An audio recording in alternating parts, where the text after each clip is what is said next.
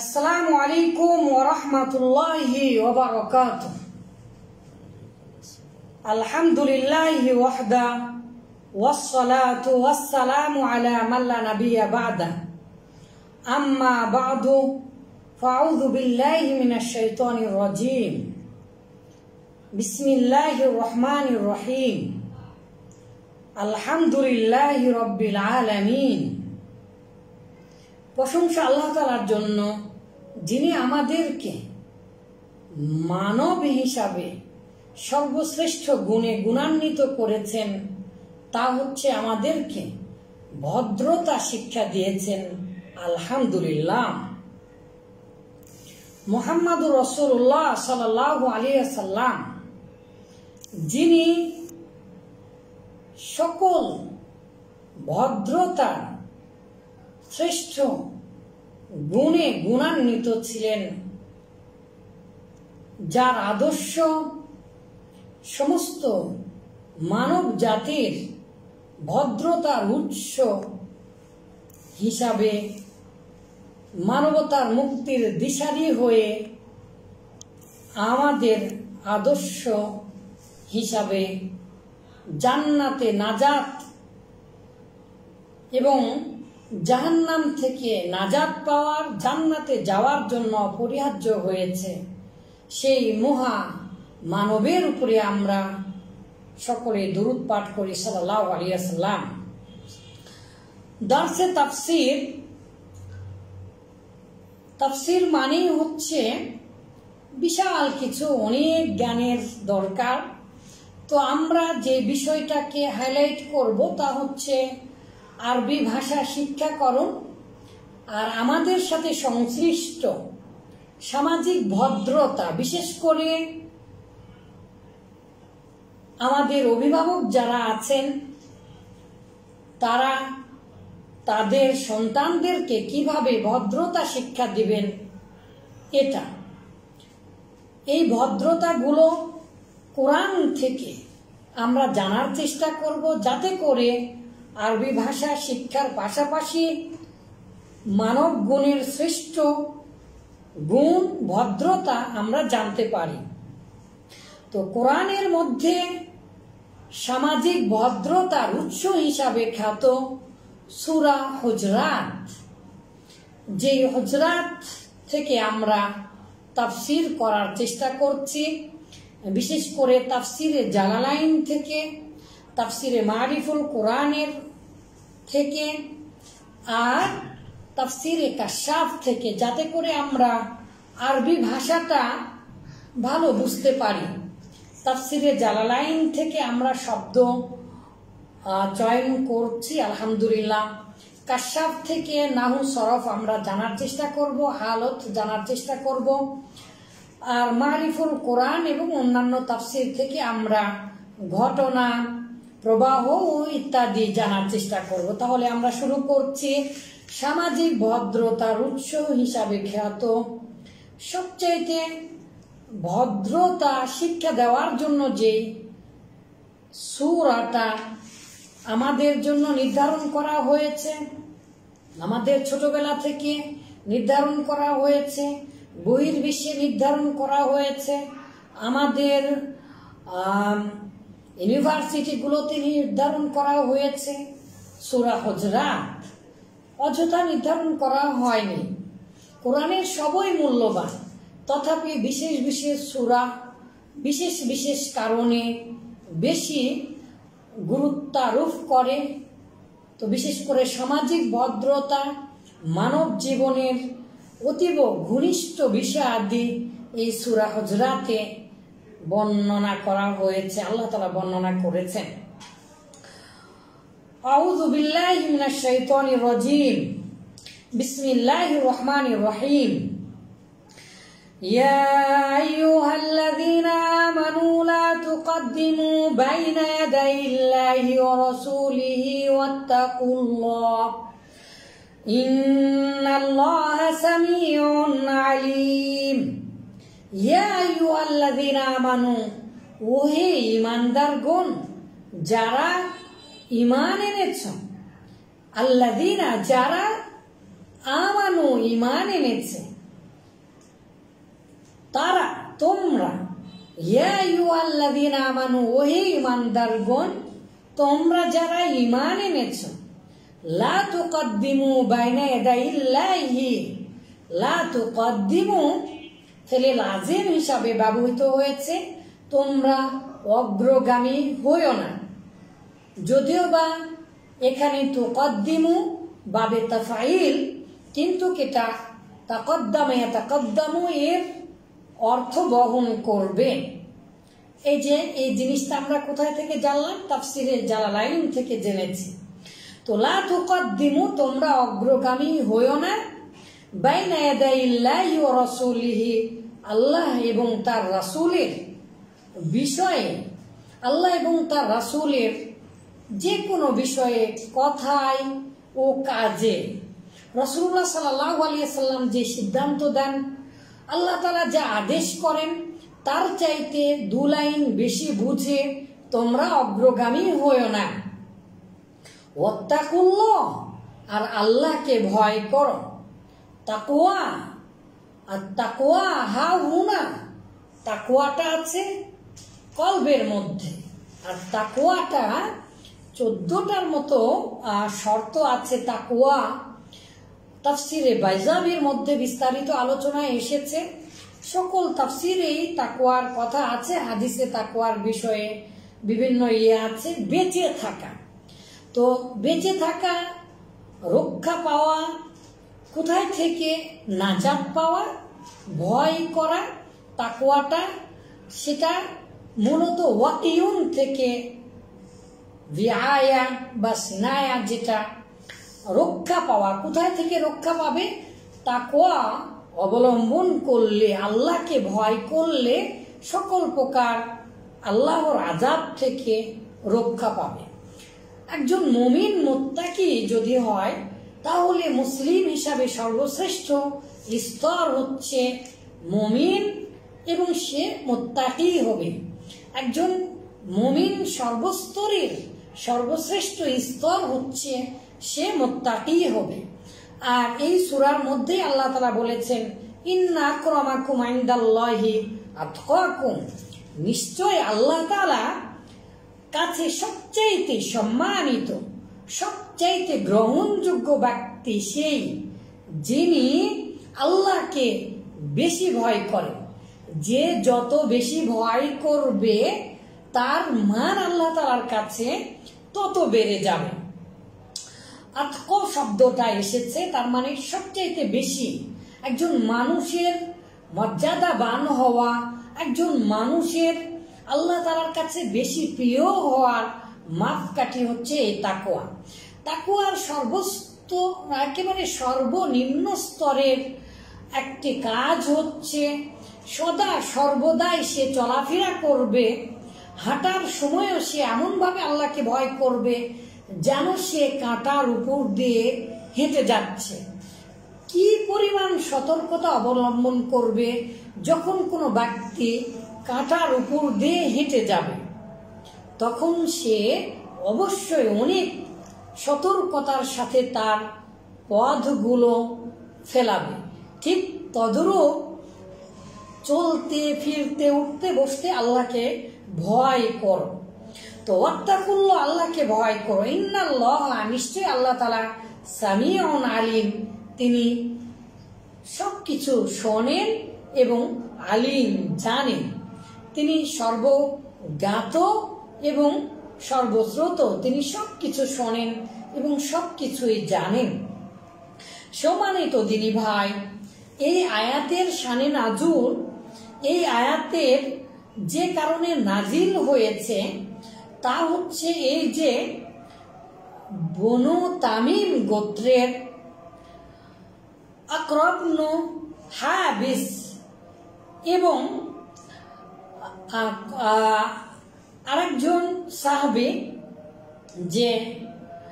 যে সাহাবীকে বনু তামিম গোত্রের নেতা হিসাবে, খলিফা হিসাবে নির্বাচন করানি, মসজিদে নববীতে এসে আবু বকর রাদিয়াল্লাহু তাআলা আনহু বললেন আকরা ইবনে হাবিস হবে, আর ওমর রাদিয়াল্লাহু তাআলা আনহু বললেন যে না, আরেকজন সাহাবী হবে। ওমর রাদিয়াল্লাহু তাআলা আনহু এবং আবু বকর রাদিয়াল্লাহু তাআলা আনহুর কথাগুলো একটু জোরে হয়ে গিয়েছিল। সম্মানিত দিনী ভাই, যার জন্য আমরা দেখতে পারি যে এখানে আল্লাহ তাআলা বাইনা ইয়াদাইল্লাহি ওয়া রাসূলিহি, আল্লাহ তাআলা কাজে এবং তার রাসূলের কাজে ও কথায় তোমরা অগ্রগামী হও না। রাসূলুল্লাহ সাল্লাল্লাহু আলাইহি ওয়াসাল্লাম যে সিদ্ধান্ত দেন সেই সিদ্ধান্ত তোমরা মেনে নাও। আল্লাহ তাআলা রাসূলের মাধ্যমে যে সিদ্ধান্ত দেন সেই সিদ্ধান্তর ব্যাপারে তোমরা অগ্রগামী হও না। তো যখন এই কাহিনীটা ঘটল তখন আল্লাহ তাআলা এই আয়াতটি নাজিল করলেন। তারপরে আবার আল্লাহ তাআলা নাজিল করলেন, ইয়া আইয়ুহাল্লাযীনা আমানু, ওহে ঈমানদারগণ, লা তারফাউ, তোমরা স্বর উঁচু করো না, আসওয়াতাকুম, তোমাদের স্বর তোমরা উঁচু করো না, জোরে উচ্চ স্বরে কথা বলো না, ফাওকা সাউতিন নবী, রাসূলুল্লাহ সাল্লাল্লাহু আলাইহি ওয়াসাল্লাম যেখানে কথা বলছেন সেখানে তোমরা উচ্চ স্বরে কথা বলো না। এরকম যে কোনো সম্মানিত ব্যক্তি, রাষ্ট্রনায়ক, শিক্ষক, পিতামাতা, সম্মানিত ব্যক্তিদের কাছে তোমরা উচ্চ স্বরে কথা বলো না। তো রাসূলুল্লাহ সাল্লাল্লাহু আলাইহি সাল্লামের কথার উপরে তোমরা উচ্চ স্বরে কথা বলো না। ওয়ালা তাজহারু লাহু বিল কওল, আর তোমরা তোমাদের কথাকে একেবারে প্রকাশ করে দিও না। কাজারি বাদিকুম, যেমন তোমরা একে অপরে বন্ধুতে সহপাঠীতে করে থাকো, সম্মানিত ব্যক্তির ক্ষেত্রে এভাবে তোমরা আম্বুসাম, মনের কথা এভাবে আবার অভদ্রচিত যে কথাগুলো শোনায় বা উচ্চ স্বরে সেগুলো করো না। যদি করো তাহলে কি হবে? আন তাহবাতু আমালুকুম, যদি রাসূলুল্লাহ সাল্লাল্লাহু আলাইহি ওয়াসাল্লামের শানে তোমরা বেয়াদবি করো, যদি তোমরা এমন অভদ্রাচরণ করো তাহলে তোমাদের আমলগুলো নষ্ট হয়ে যাবে। ওয়া আনতুম লা তাশউরুন, আর এমন তো অবস্থায় তোমরা উপলব্ধি করতে পারবে না, এমন তো অবস্থায় তোমরা জানতেই পারবে না যে তোমাদের আমলগুলো ধ্বংস হয়ে যাচ্ছে, তোমাদের আমলগুলো বাতিল হয়ে গেল। তাই তোমরা সাবধান থাকো। ইন্নাল্লাযীনা ইয়াগুদ্দুনা আসওয়াতাহুম ইনদা রাসূলিল্লাহ, আর যারা ইয়াগুদ্দুনা আসওয়াতাহুম, তাদের স্বরকে নিচু করে, আস্তে কথা বলে, ইনদা রাসূলিল্লাহ, রাসূলুল্লাহ সাল্লাল্লাহু আলাইহি ওয়াসাল্লামের নিকটে, সম্মানিত ব্যক্তির নিকটে, ওস্তাদের নিকটে, পিতামাতার কাছে যারা নিম্ন স্বরে কথা বলে, রাসূলুল্লাহ সাল্লাল্লাহু আলাইহি ওয়াসাল্লামের সাথে যারা নিম্ন স্বরে কথা বলে, উলাইকাল্লাযীনা ইমতাহানাল্লাহু কুলুবাহুম, ওই সকল লোকদের অন্তরকে আল্লাহ তাআলা পরীক্ষা করেন। ইমতাহানাল্লাহু, আল্লাহ তাআলা পরীক্ষা করেন ওই সকল লোকদের, কুলুবাহুম, তাদের অন্তর। কেন পরীক্ষা করেন? লিত্তাকওয়া, আল্লাহ ভীতি প্রকাশ করার জন্য। সে কি আল্লাহকে ভয় করে? যারা নিম্ন স্বরে কথা বলে, যারা ঈমান এনেছে, যারা রাসূলুল্লাহ সাল্লাল্লাহু আলাইহি ওয়াসাল্লামকে আদর্শ রূপে গ্রহণ করেছে, তারা আল্লাহকে কি ভয় করে? এই প্রকাশ হওয়ার জন্য, তাদের তাকওয়াটা, আল্লাহ ভীতিটা প্রকাশ করার জন্য আল্লাহ তাআলা তাদের অন্তরকে পরীক্ষা করেন। লাহুম মাগফিরাতুন ওয়া আজরুন আযীম, আর তাদের জন্য রয়েছে ক্ষমা, ওয়া আজরুন আযীম, এবং মহা পুরস্কার। সম্মানিত দিনী ভাই, কুরতুবীতে এই আয়াতের তাফসীর, বিশেষ করে ইয়া আইয়ুহাল্লাযীনা আমানু লা তারফাউ আসওয়াতাকুম ফাওকা সাওতিন নবী, এই আয়াতের তাফসীর করেছেন যে খাইবারে যুদ্ধে যাওয়ার সময় মদিনাতে আমির নিযুক্ত করার বিষয়ে আবু বকর রাদিয়াল্লাহু তাআলা আনহু এবং ওমর রাদিয়াল্লাহু তাআলা আনহু মাঝে তর্কাতর্কি, বাকবিতণ্ডা, উচ্চ স্বরে কথাবার্তা বলা হচ্ছিল। এমন সময় রাসূলুল্লাহ সাল্লাল্লাহু আলাইহি সাল্লাম তখন উপস্থিত ছিলেন, আর এই প্রেক্ষিতে এই আয়াতগুলো নাজিল করা হয়েছে। আরো একটি হাদিসে পাওয়া যায়, তাফসিরে পাওয়া যায় যে একজন সাহাবী ছিলেন, যেই সাহাবী সাবিত ইবনে কাইস, এই সাহাবী কথা যখন বলতেন তখন স্বভাবজাতহীন হারে নিস্ত্রীণ সহজাত তিনি উচ্চ স্বরে কথা বলতেন। তো এই আয়াতটা নাজিল হবার পরে ইন্নাল্লাযীনা ইয়াগুদ্দুনা আসওয়াতাহুম, এই আয়াতটা আর তাফসিরে এনেছে, ওই সাহাবী রাস্তায় বসে কাঁদতে শুরু করলেন যে হাই, আমার কি হবে, আমি তো অনেক জোরে কথা বলি, আমার কি হবে, আমার তো সব আমল ধ্বংস হয়ে যাবে, আমি তো ক্ষতিগ্রস্তদের অন্তর্ভুক্ত হয়ে যাব। রাসূলুল্লাহ সাল্লাল্লাহু আলাইহি ওয়াসাল্লাম মের কাছে যে বললেন, রাসূলুল্লাহ সাল্লাল্লাহু আলাইহি ওয়াসাল্লাম তাকে সান্ত্বনা দিলেন এবং বললেন ইন্নাল্লাযীনা ইয়াগুদ্দুনা আসওয়াতাহুম ইনদা রাসূলিল্লাহি উলাইকাল্লাযীনা ইমতাহানাল্লাহু কুলুবাহুম লিত্তাকওয়া। মুসলিম, বুখারী এবং তিরমিজিতে একই মর্মে বর্ণিত হাদিস দ্বারা প্রমাণিত হয় এই কাহিনীগুলো। সম্মানিত দিনী ভাই, আমরা জানতে পারলাম তাহলে সম্মানিত ব্যক্তির কাছে রাসূলুল্লাহ সাল্লাল্লাহু আলাইহি সাল্লাম যে আদেশ করেছেন, মা আতাকুমুর রাসূলু ফাখুযুহু ওয়া মা নাহাকুম আনহু ফান্তাহু, আল্লাহ রাসূল সাল্লাল্লাহু আলাইহি সাল্লাম যা আদেশ করেছেন তা তোমরা গ্রহণ করো, ওয়া মা নাহাকুম আনহু ফান্তাহু, আর যে বিষয়ে তিনি নিষেধ করেছেন তা থেকে তোমরা বিরত থাকো। কেন বিরত থাকবে? কারণ রাসূলুল্লাহ সাল্লাল্লাহু আলাইহি সাল্লাম দ্বীন ইসলামের বিষয়ে কোনো কথা তিনি নিজের পক্ষ থেকে বলেন না। মহান আল্লাহ তাআলা দ্ব্যর্থহীন ভাষায় ঘোষণা দিয়ে বলেন,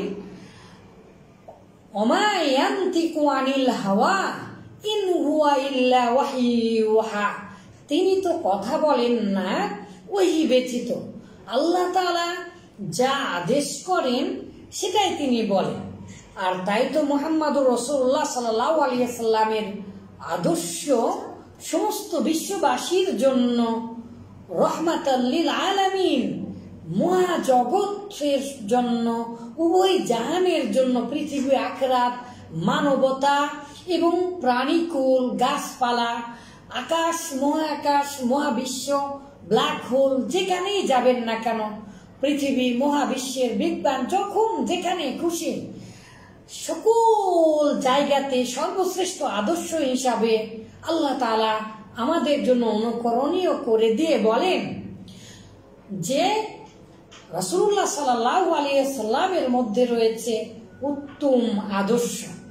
তাই আল্লাহ তাআলা বলেছেন, ওয়া ইন্নাকা লাআলা খুলুকিন আযীম, হে রাসূল সাল্লাল্লাহু আলাইহি সাল্লাম, হে মুহাম্মদ, আপনি তো মহান চরিত্রের উপরে অধিষ্ঠিত।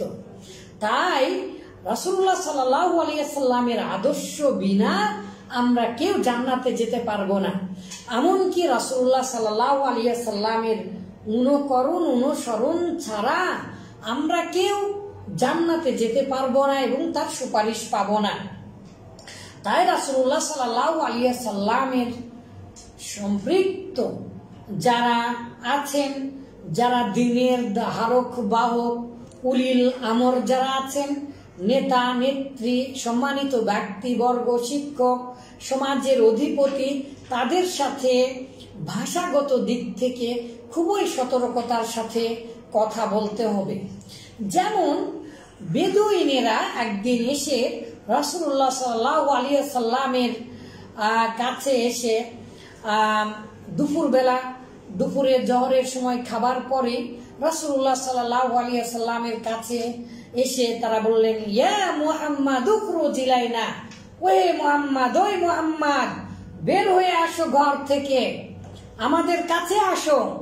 জোরে জোরে চিৎকার করতে শুরু করলো একদল বেদুইন, দেহাতি, যারা একেবারে অনুর্বর জমিতে থাকে, যাযাবরের মতো জীবনযাপন করে, এরকম একদল সাহাবী এসে রাসূলুল্লাহ সাল্লাল্লাহু আলাইহি ওয়াসাল্লামের কাছে এই যে উচ্চস্বরে কথা বলা, বের হয়ে আসার কথা, এই আসো, এই শব্দটা কেউ যদি বলে, এই বাবা শোনো, একটু নরম সুরে যদি বলে তাহলে কেমন অর্থ দিবে?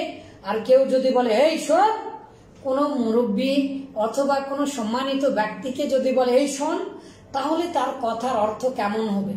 ঠিক তদ্রূপ একদল বেদুইনেরা এসে মুহাম্মদুর রাসূলুল্লাহ সাল্লাল্লাহু আলাইহি ওয়াসাল্লাম যে সময় আরাম করছিলেন, কাইলুলা, দুপুরের খাবার পরে সামান্য একটু গড়াগড়ি দেওয়া বিছানায়, সেই সময় তারা হুজরাত, ছোট্ট কুঠুরি ঘরের পাশ থেকে, রাসূলুল্লাহ সাল্লাল্লাহু আলাইহি ওয়াসাল্লামের ঘরের পাশ থেকে জোরে জোরে চিৎকার করে এভাবে ডাকতে শুরু করলেন।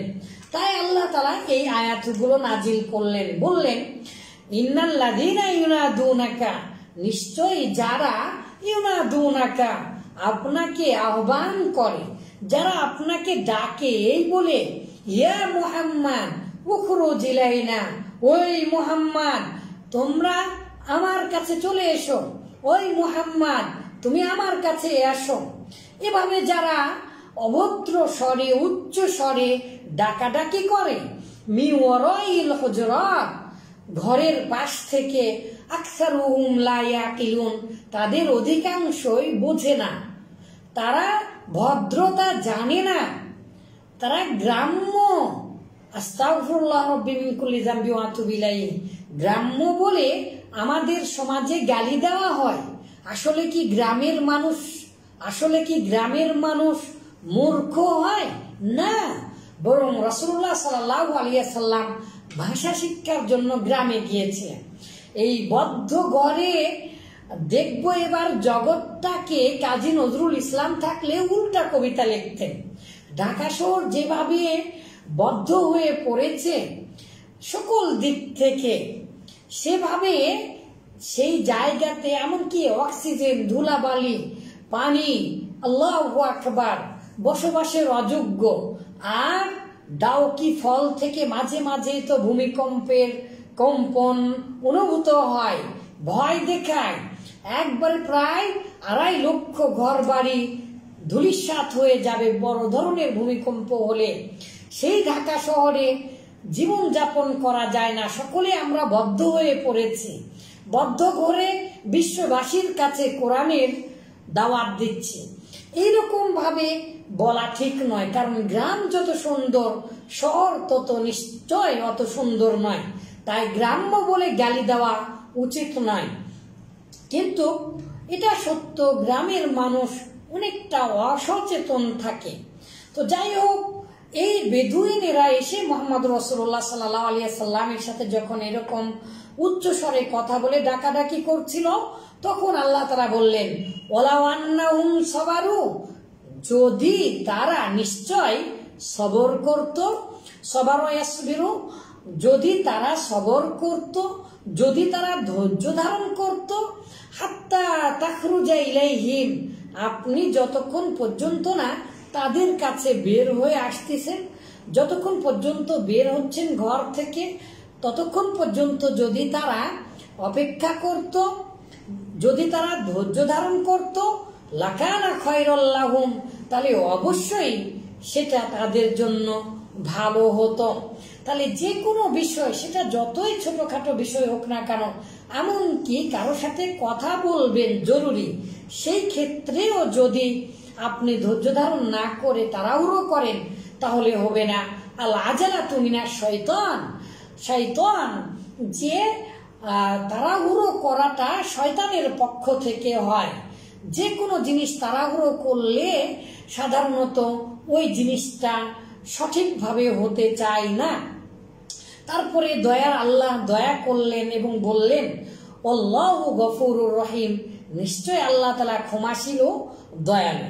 সম্মানিত দিনী ভাই, ইয়া আইয়ুহাল্লাযীনা আমানু, ওহে ঈমানদারগণ যারা তোমরা ঈমান এনেছ, ইয়া আইয়ুহাল্লাযীনা, ওহে ওই সকল লোকেরা, আল্লাযীনা যারা, আমানু ঈমান এনেছ, তার মানে ওই সকল লোকেরা যারা ঈমান এনেছ তোমরা, ইন জাআকুম, যখন তোমাদের কাছে ফাসিকুন, কোন পাপাচার ব্যক্তি কোন সংবাদ নিয়ে আসবে, বিবিসি, সিএনএন, আরো যেগুলো রয়টার্স, পৃথিবীব্যাপী যতগুলো সংবাদ মাধ্যম আছে, আমাদের বাংলাদেশের হলুদ সাংবাদিকতা থেকে শুরু করে পাঁচ আটা যেগুলো সাংবাদিকতা করে অভ্যস্ত, যারা মার্কা মারা, ঠিক তাদের কথা শুনবে আর বিশ্বাস করবে, এরকম যেন না হয়।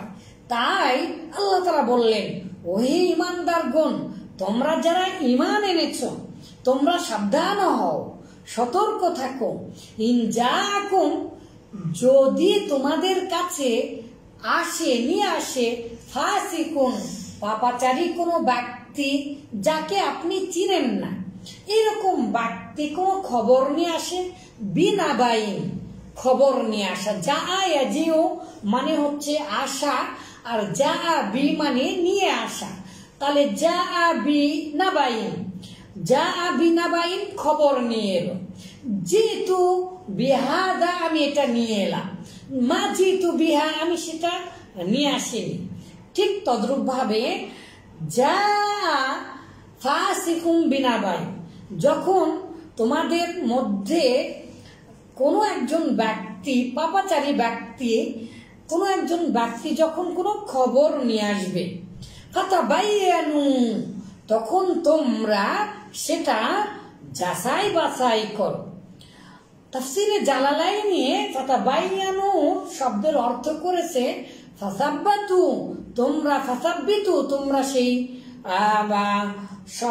খবরটাকে সত্য মিথ্যা কিনা তার উৎস যাচাই করো। আনতুসিবু কওমান বিজাহালাতিন, তা না হলে তোমাদেরকে পেয়ে বসবে অজ্ঞতার বশবর্তী হওয়ার কারণে। ফাতাবাইয়ানু, তোমরা যাচাই বাছাই করো, আর যদি যাচাই বাছাই না করো তাহলে কি করবে? ওই খবরের ভিত্তির মাধ্যমে। এই কথাটা কতটা জরুরি। আধুনিক যুগের রাজনৈতিক মঞ্চ থেকে শুরু করে চায়ের দোকানের চায়ের চুমুকে আর সাথে সাথে ধোঁয়া যেন ওড়ে না, মানুষের গীবত ওড়ে, মিথ্যা কথা আর শোনা কথায় কান দিয়ে গীবত করে। আর এই গীবতটা হচ্ছে মৃত ভাইয়ের গোশত খাওয়ার সমান। এই সূরাতে আল্লাহ তাআলা বলেছেন, বর্তমান বিশ্বের সবচেয়ে অধিক চর্চাকারী গুনাহ হচ্ছে, অধিক চর্চিত গুনাহ হচ্ছে, সবচাইতে বেশি যে গুনাহটা হর হামেশা শোয়া থেকে শুরু করে জাগ্রত হওয়া পর্যন্ত স্বামী স্ত্রী সন্তান সন্ততির মাঝে বংশ পরম্পরায় ইনজেকশন করে দেওয়ার মতো জীবত, অন্যের দুর্নাম করা, রাজনীতির মঞ্চ থেকে চায়ের চুমুকে ধোঁয়া উড়ানোর সাথে সাথে আমরা যে গুনাহটা করে থাকি তা হচ্ছে মূলত অন্যের দোষ অন্বেষণ করা, অন্যের দোষ অন্যের কাছে বলা, গীবত করা। সেই রকম খবর, যে কোনো খবর শোনা মাত্রই বলা। এমনকি হাদিসে এসেছে যে কাফাবিল মারই কাযিবান, একজন ব্যক্তির জন্য মিথ্যাবাদী হওয়া যথেষ্ট হয়ে যাবে মা সামিয়া, যে শুনল তাই সে বলল, যে একটা কথা শুনলো আর সেটাই বলে দিল। কার কাছ থেকে শুনলো, কিভাবে শুনলো, যার কাছ থেকে শুনলো সে সত্যবাদী কিনা, সে আল্লাহকে ভয় করে কিনা, তাই সে কি মিথ্যা কথা বলে, তার কথা কি সত্য হতে পারে, কথাটা কি গ্রহণযোগ্য, সেই কথার ভিত্তি কতটুকু, সেগুলো না জেনে সব কিচ্ছা কাহিনীর মতো মনের তাবেদারি করার সাথে সাথে বলে দিল। এরকম খবর নিয়ে তোমরা কোনো জাতির উপরে, কোনো ব্যক্তির উপরে আক্রোশ করে বসো না, আক্রমণ করে বসো না। তোমরা এমন কোনো কথা বলো না, এমন কোনো কাজ করো না যে কাজটা বুমেরাং হয়ে ফাতুসবিহু, আর তোমরা তাতে হয়ে পড়ো আলা মা ফালতুম, যা তোমরা করলে, অজ্ঞতা বশবর্তী হয়ে, না জেনে, উৎস যাচাই বাছাই না করে, ভদ্রতার ধার না ধরে আর ধাই ধাই করে আপনি আপনার প্রবৃত্তিকে, আপনি আপনার মতকে, আপনি আপনার চাওয়া পাওয়াকে প্রাধান্য দিতে চেয়ে আপনি অন্যের সাথে শত্রুতার বশবর্তী হয়ে আপনার অজান্তেই আপনি যদি কি করে বসেন, অন্যের ক্ষতি করে বসেন, তাহলে তোমরা কি করবে? ফালতুম, তোমরা যা করলে তার জন্য না দিমিন, তোমরা আক্ষেপকারী হবে, অনুশোচনাকারী হবে, তোমাদের কাছে সেটা খারাপ লাগবে। এই আয়াতের শানে নাজুলটা জানলে আমরা অর্থ আরো ভালোভাবে বুঝবো।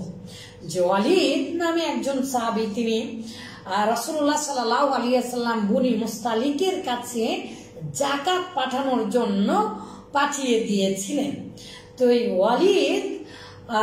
ওয়ালিদ তিনি রাদিয়াল্লাহু আনহু, তিনি যে যাবার আগে যখন দেখলেন বনি মুস্তালিকের কিছু যুবকেরা তাকে আহ্বান করার জন্য, তাকে তাহনিয়া বা উহান্নিউ বা রহিবু বিহি, তাকে স্বাগত জানানোর জন্য কি করলো, তারা কওম থেকে, তাদের পাড়া থেকে বের হয়ে সামনে এসেছে।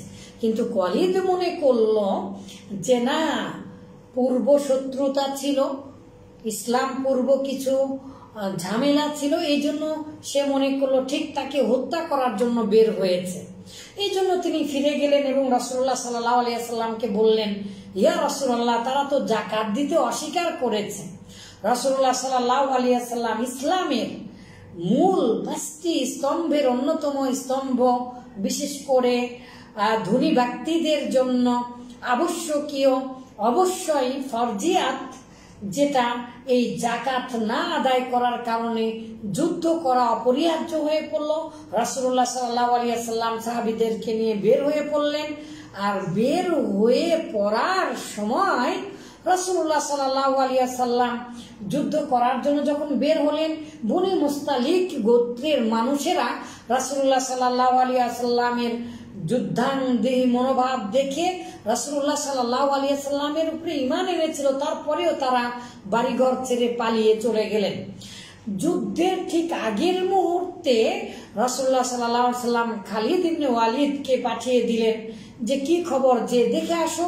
খালিদ রাদিয়াল্লাহু তাআলা আনহু যে তিনি দেখলেন যে আসলে কাহিনী তো এরকম না, তারা তো সবাই যাকাত দিতে চেয়েছিল, মিস আন্ডারস্ট্যান্ডিং এর জন্য, ভুল বুঝাবুঝির জন্য অন্য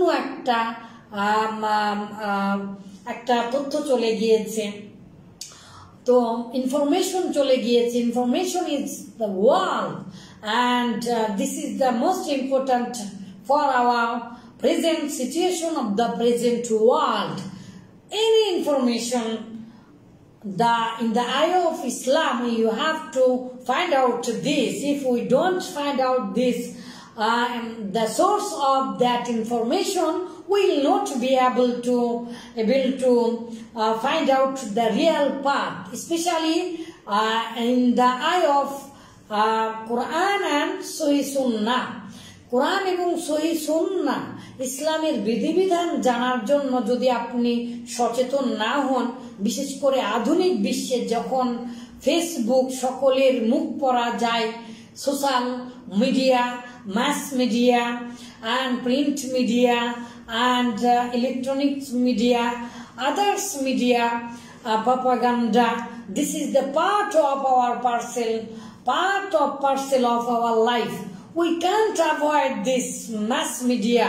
If you avoid this mass media, you can't dream in this present situation. So be careful about your information. আপনি আপনার ইনফরমেশন যেগুলো কালেক্ট করছেন, information is communication. the development depend on the communication. পৃথিবীর সকল উন্নতি মূলত নির্ভর করে কার উপরে? যোগাযোগের মাধ্যমে। আর এই যোগাযোগের অন্যতম মাধ্যম হচ্ছে সঠিক ইনফরমেশন, সঠিক খবর। আর এই বিশ্বের সকল প্রিন্ট মিডিয়াগুলো, এই ফেসবুক, মার্কার জুকারবার্গ, যাকে গত দুদিন আগেও খবরে শুনলাম যে গোটা পৃথিবীতে পরকীয়ার অন্যতম মাধ্যম করে দিয়েছে ফেসবুক। পারিবারিক, সামাজিক, রাষ্ট্রীয়, এমনকি রাজনৈতিক অঙ্গনে বিশাল ভূমিকা রাখা এই ফেসবুক, সেই সাধারণত ফেসবুক ব্যবহার করে না। যাই হোক, তাফসীর করছিলাম, অন্যদিকে না যায়। তো যে কোনো খবর তোমরা অযথা শোনো না। যে কোনো খবর তোমরা শোনার পরে সেটার সত্যতা যাচাই করো। বিশেষ করে ইহুদি, খ্রিস্টান, ইসলাম বিদ্বেষী যারা, তাদের খবর তো তোমরা বিশ্বাস করবে না। ফাতাবাইয়ানু, তোমরা বর্ণনা করো, তথ্য সংগ্রহ করো। ফাসাব্বাতু, তোমরা সেটাকে সাব্যস্ত করো। ফাতাসাব্বাতু, তোমরা সেটাকে একেবারে পরতে আস্তে আস্তে যাচাই বাছাই করো। তা না হলে কিন্তু মিস আন্ডারস্ট্যান্ডিং হয়ে যাবে। মুসলিম ভাইদের মধ্যে, তোমাদের মধ্যে মারামারি, কাটাকাটি, হিংসা, বিদ্বেষ ঢুকে যাবে। সম্মানিত দিনী ভাই, আমরা শেষ করে ফেলবো। সামাজিকতার অন্যতম, আসলে এই সূরাটার প্রতি অনেক কাজ করে। ছোটবেলাতে একবার পড়েছিলাম, তারপরে হচ্ছে আলহামদুলিল্লাহ পড়া হয়েছে। বিশেষ করে যখন অষ্টম শ্রেণীতে ছিলাম, সেই সময় মনে হয় মিশকাত পড়ছিলাম, বা মিশকাতের আগে হেদায়েতুন নাহু যখন পড়ছিলাম। 2007 সালে একবার বগুড়া জেলাতে পরীক্ষা দেওয়ার জন্য, জেলা পর্যায়ে পরীক্ষা দেওয়ার জন্য সূরা লুকমান ছিল, সূরা হুজরাত ছিল। তারপরে আবার আলহামদুলিল্লাহ পড়া হয়েছে যখন 2012 সালে আব্দুর রাজ্জাক বিন ইউসুফ ওস্তাদজির কাছে তাফসিরে জালালাইন পড়ার সময় সম্ভবত সূরা তাওবা পর্যন্ত পড়া হয়েছিল। সেই সময় একবার পড়া হয়েছিল বিশেষ সূরাগুলো। পাশাপাশি সম্ভবত যখন ইউনিভার্সিটিতে পড়ছিলাম, মদিনাতে পড়া হয়েছে। মদিনা থেকে আসার পরে আবার যখন 2022 সালে জগন্নাথ ইউনিভার্সিটিতে এই সূরাটা ছিল, তখন পড়ছিলাম। পাশাপাশি আলহামদুলিল্লাহ এখন আবার পড়তে হচ্ছিল নিবন্ধনের জন্য। তো বিশেষ করে আমাদের সংশ্লিষ্ট যে সকল 61,000 পরিবার আমাদের এই পেজের যারা আছেন, তাদের অভিভাবক যারা আছেন, কুল্লুকুম রাইন, প্রত্যেকেই অভিভাবক, প্রত্যেকেই দায়িত্বশীল। সামাজিক ভদ্রতা, বিশেষ করে আধুনিক যুগের সাথে ভাষার অপ্রাসঙ্গিকতা এবং ভাষার যে অভদ্রাচারণ শব্দের প্রয়োগ করছে আমাদের পরিবার থেকে আমাদের সন্তানেরা, এগুলো বিষয়ে তাদেরকে সতর্ক করা এবং ভদ্রাচারণ ব্যবহার শিক্ষা দেওয়া। গোটা পৃথিবী যেভাবে চলছে, গোটা পৃথিবী কালোকে সাদা, সাদাকে কালো করছে, অর্থনৈতিক ভাবেও করছে, ঠিক সেই খবরের উপরে ইনফরমেশন ইজ ওয়েলথ বা information is communication depend on the development. এই রকম বিষয়ে আমরা যেন সতর্ক হতে পারি। যদি আল্লাহ তাআলা আমাদের প্রতি দয়া না করেন তাহলে কি হবে? আমরা পথভ্রষ্ট হয়ে যাব। তাই আল্লাহ তাআলা বললেন, ওয়ালামু, তোমরা জেনে রাখো, আন্না ফিকুম রাসূলুল্লাহ, তোমাদের মধ্যেই তো রাসূলুল্লাহ সাল্লাল্লাহু আলাইহি ওয়াসাল্লাম আছেন, তোমাদের মধ্যে জ্ঞানী গুণী লোকেরা আছেন। তোমরা কি করো? সাবধান হও। লাউ ইউতিউকুম ফি কাসীরিম মিনাল আমরি, অধিকাংশ বিষয়ে, অনেক বিষয়ে যদি তিনি রাসূলুল্লাহ সাল্লাল্লাহু আলাইহি ওয়াসাল্লাম তোমাদেরকে মেনে নেয়, অনুসরণ করে লানিতুম, তাহলে অবশ্যই তোমরাই তার বিরুদ্ধাচরণ করবে, তোমরা তার কথা মেনে নিবে না।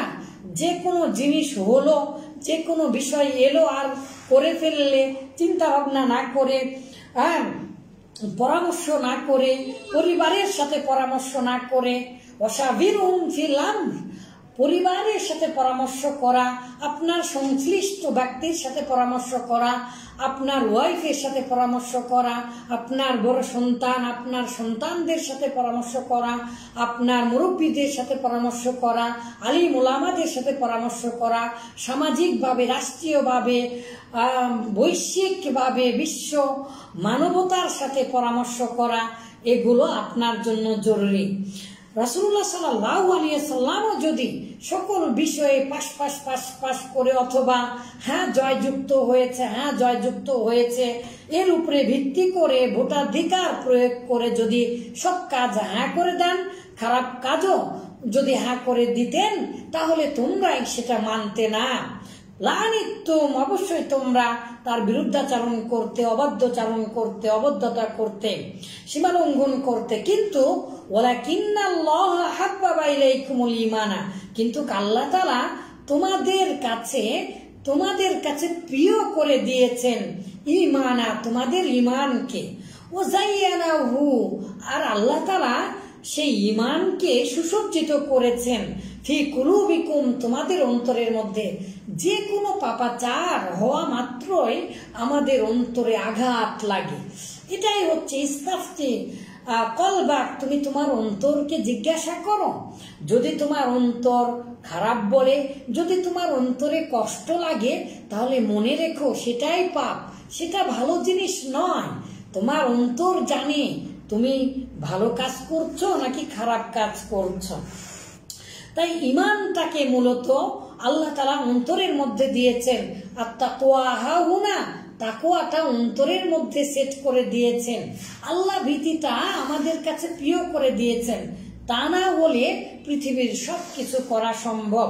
তাই আল্লাহ তাআলা বললেন ওয়াকাররাহা ইলাইকুমুল কুফর, আর অস্বীকার করা, খারাপ কাজ করা, কুফরি করা, আল্লাহ তাআলার সাথে কুফরি করা, এটা তো তোমাদের কাছে আল্লাহ তাআলাই অপছন্দনীয় করে দিয়েছেন। ওয়াল ফুসুক, আর পাপাচার, সকল প্রকার পাপ কাজকেও তোমাদের কাছে অপছন্দনীয় করে দিয়েছেন। ওয়াল আসিয়ান, এবং সীমা লঙ্ঘন করাটা, যে কোনো প্রকারের সীমা লঙ্ঘন করাটাও আল্লাহ তাআলা তোমাদের কাছে অপছন্দনীয় করে দিয়েছেন। আর এই জন্যই তো তোমরা উলাইকা হুমুর রাশিদুন, যারা কুফরি করে না, যারা পাপ কাজ করে না, যারা যে কোনো বিষয়ে সীমা লঙ্ঘন করে না, যারা মধ্যম পন্থা অবলম্বন করে, যারা সৎ কাজ যে অন্বেষণ করত, সৎ আমল সম্পাদন করে, যারা সত্যকে অন্বেষণ করত, সত্যের দ্বারা দংশিত হয়ে সংক্রমিতভাবে সত্যের রোগকে ছড়িয়ে দেয়, আর যারা কোনো অবস্থাতেই আল্লাহর কোনো বিধান এবং মানুষের উপকারকে অস্বীকার করে না, তারা উলাইকা হুমুর রাশিদুন, তারাই হেদায়েত প্রাপ্ত, তারাই সফলকামী। তারা মূলত রুশদ মানা সকল প্রকার পাপ থেকে ইজতিনাবা নিহায়া মাসিয়াতিল্লাহ, সকল প্রকার আল্লাহ তাআলার অবাধ্যাচরণ করা থেকে বেঁচে থাকার নাম হচ্ছে রুশদ। তারা সজ্ঞানী, সচেতনী, তারা সৎ পথে থাকে, তারা হচ্ছে রুশদ। উলাইকা হুমুর রাশিদুন, তারাই তো রাশিদ। ফাদলাম মিনাল্লাহি ওয়া নি'মা, আর এটা পৃথিবীর সকল সৎ কর্ম মূলত আল্লাহ তাআলার অনুগ্রহ, বই কিছুই নয়। এটা আল্লাহ তাআলার দয়া এবং তোমাদের কাছে এটা বড় নিয়ামত আল্লাহ তাআলার পক্ষ থেকে। আল্লাহু আলিমুন হাকিম, আর নিশ্চয় আল্লাহ তাআলা আলিম, মহাজ্ঞানী, হাকিম, প্রজ্ঞাময়। তিনি ভালো জানবেন, তিনি বিচার করবেন, সবকিছুর বিচার করেন, ফয়সালা করেন। আল্লাহ যা করেন ভালোর জন্যই করেন। তাই বলে আল্লাহ তাআলার আদেশে গাছের পাতাও নড়ে না, বা আল্লাহ তাআলার হুকুমে গাছের পাতাও নড়ে না, বিশেষ করে এরকম না। পৃথিবীর সকল কাজ, খারাপ কাজগুলো আল্লাহ তাআলার আদেশেই হয়, বিষয়টা কিন্তু এরকম নয়। ইনশাআল্লাহ আমরা আস্তে আস্তে জানবো। আলহামদুলিল্লাহ, আল্লাহ তাআলার ইচ্ছায় আমরা জানতে পারলাম। ইয়া আইয়ুহাল্লাযীনা আমানু লা তুকদ্দিমু বাইনা ইয়াদাইল্লাহি ওয়া রাসূলিহি ওয়াত্তাকুল্লাহ ইন্নাল্লাহা সামিউন আলীম। ইয়া আইয়ুহাল্লাযীনা আমানু لا ترفعوا أصواتكم فوق صوت النبي ولا تجهروا له بالقول كجهر بعضكم لبعض أن تحبط أعمالكم وأنتم لا تشعرون إن الذين يغضون أصواتهم عند رسول الله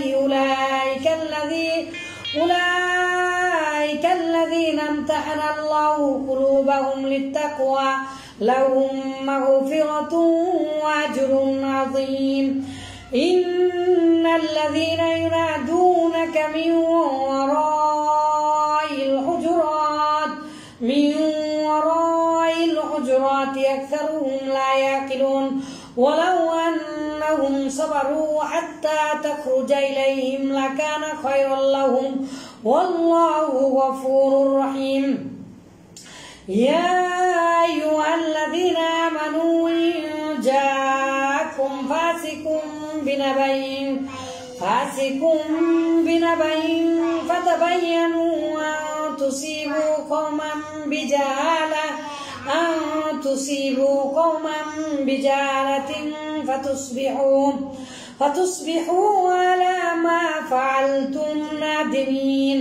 واعلموا أن فيكم رسول الله لو يطيعكم في كثير من الأمر لعنتم ولكن الله حبب إليكم الإيمان وزينه في قلوبكم وكره إليكم الكفر والفسوق والعصيان أولئك هم الراشدون فضلا من الله ونعمة والله عليم حكيم. মহান আল্লাহ তাআলা এই সামাজিক ভদ্রতা শিক্ষা শিক্ষিত করে আল্লাহ তাআলা এগুলো আমাদেরকে এই তৌফিক দান করুন, আমাদের জীবনে, সমাজে, রাষ্ট্রে, বিশ্বে বাস্তবায়ন করত জান্নাতুল ফেরদাউস কিনে আমরা যেন জান্নাতের অধিবাসী হয়ে উলাইকা হুমুর রাশিদুনের অন্তর্ভুক্ত হতে পারি। মহান আল্লাহ তাআলা আমাদেরকে কবুল করুন। আসসালামু আলাইকুম ওয়া রাহমাতুল্লাহি ওয়া বারাকাতুহু।